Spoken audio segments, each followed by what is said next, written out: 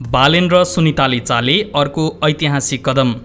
दर्शकवृन्द नमस्कार, म शङ्कर भुसाल। तपाईँ जगत खबर हेर्दै हुनुहुन्छ।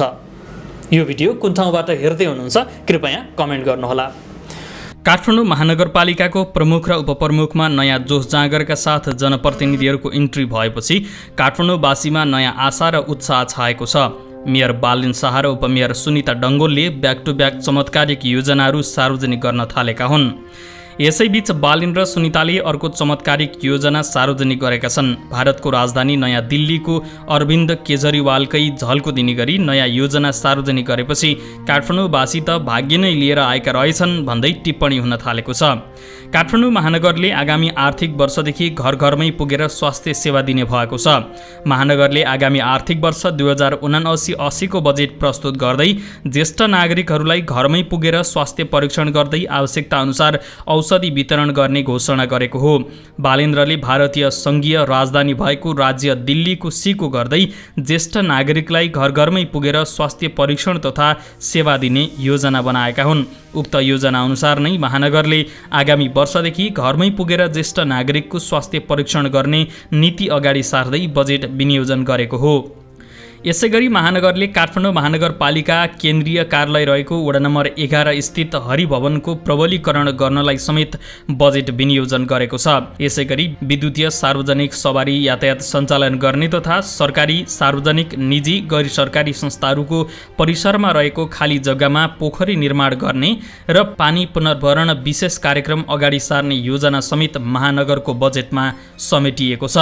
महानगर उज्यालो कार्यक्रम, डबलीहरूको पुनर्स्थापना र एमपी थिएटर निर्माण, सामुदायिक विद्यालयको भौतिक पूर्वाधारमा गुणात्मक सुधार र फोहोरबाट विद्युत उत्पादन गर्ने प्लान जडान गर्न समेत बजेट विनियोजन भएको छ। डिजिटल अर्बान सेक्युरिटी सिस्टमका लागि सीसीटीभी जडान, बस स्टपहरूमा परम्परागत शैलीको फल्चा निर्माण गर्ने तथा महानगरपालिकाको विपद जोखिम नोक्साङ्कन गर्ने सम्मका योजना आगामी वर्षको बजेटमा समेटिएको उपमेयर सुनिता डङ्गोलले घोषणा गरेकी छन्। यसका साथै आवधिक योजनालाई अन्तिम गभर्नेन्स मास्टर प्लान, दमकल स्टेसनको विस्तार, युवा केन्द्रित कार्यक्रमहरू, खेलकुद विकासका लागि पूर्वाधार निर्माण तथा विभिन्न कार्यक्रम सञ्चालन गर्न समेत बजेट विनियोजन भएको छ।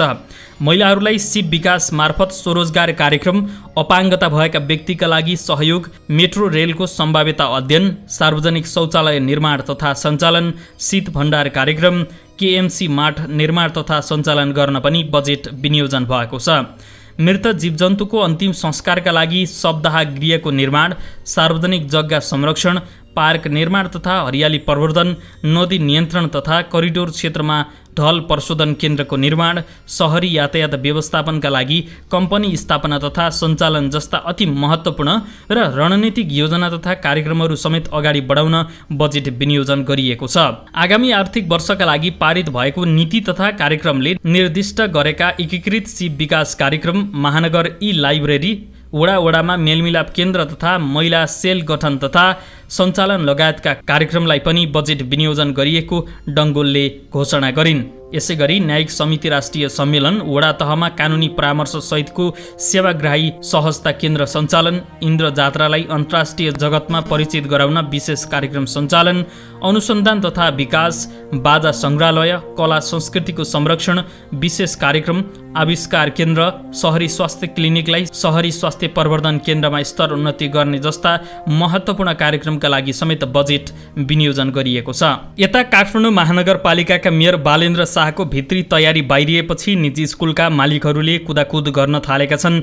बालेनले सस्तो गुणस्तरीय शिक्षाका लागि कदम चालेपछि स्कुलका मालिकहरू नेताका घर घर धाउन थालेका हुन्।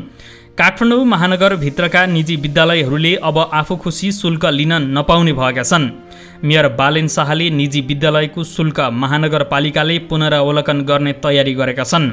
मेयर शाहले महानगरपालिकाको आर्थिक वर्ष 2079-80 को नीति तथा कार्यक्रममा पनि काठमाडौँका निजी विद्यालयको शुल्कमा कडाई गर्ने सङ्केत गरेका थिए। काठमाडौँभित्रका निजी विद्यालयहरूले मनलाग्दी पैसा उठाएको चर्चा भइरहेका बेला मेयर शाहले गरेको यस्तो तयारीले धेरै अभिभावक लाभान्वित हुनेछन्। नीति तथा कार्यक्रम शाहले निजी विद्यालयको शुल्क वैज्ञानिक तरिकाले निर्धारण हुँदा अहिले भएको शुल्कमा पुनरावलोकन गर्ने बताएका थिए। अहिले काठमाडौँका निजी विद्यालयहरूले शुल्कको आतंक नै मच्चाएका छन्। सरकारी विद्यालय राम्रा नहुँदा निजी विद्यालयमा बच्चा पढाउनु पर्ने अभिभावकको बाध्यताको फाइदा उठाएर निजी विद्यालयले विभिन्न शीर्षकमा चर्को शुल्क असुलिराखेका छन्। यदि महानगरले विद्यालयको अनुगमन गरेर शुल्क समायोजन गर्ने हो भने लाखौं अभिभावक लाभान्वित हुनेछन्। मेयर बालेन शाहको यस्तो तयारीपछि निजी विद्यालय सञ्चालकहरूको दौडधुप चलेको छ। उनीहरूले नेताहरूको घर दैलोमा पुगेर महानगरको यस्तो तयारी रोक्न बार्गेनिङ गर्न थालेका छन्। प्रधानमन्त्री समेत रहेका काङ्ग्रेस सभापति शेरबहादुर देउवा, एमाले अध्यक्ष केपी शर्मा ओली र माओवादीका अध्यक्ष पुष्पकमल दाहाल प्रचण्डको निवासमा पुगेर निजी विद्यालय सञ्चालकहरूले बिन्ती गर्न थालेको बताइएको छ। दर्शकवृन्द, काठमाडौँ महानगरपालिकाका नयाँ मेयर बालेन्द्र शाह र उपमेयर सुनिता डङ्गोलले गरेका कामप्रति तपाईँको प्रतिक्रिया के छ? कृपया हाम्रो कमेन्ट बक्समा लेख्न नबिर्सनुहोला। हवस् त, आजलाई भिडियो यति नै। अर्को भिडियोमा फेरि भेटौँला। त्यतिन्जेलसम्मका लागि तपाईँहरू सम्पूर्णप्रति आभारी रहँदै हामी पनि बिदा हुन्छौँ। नमस्कार।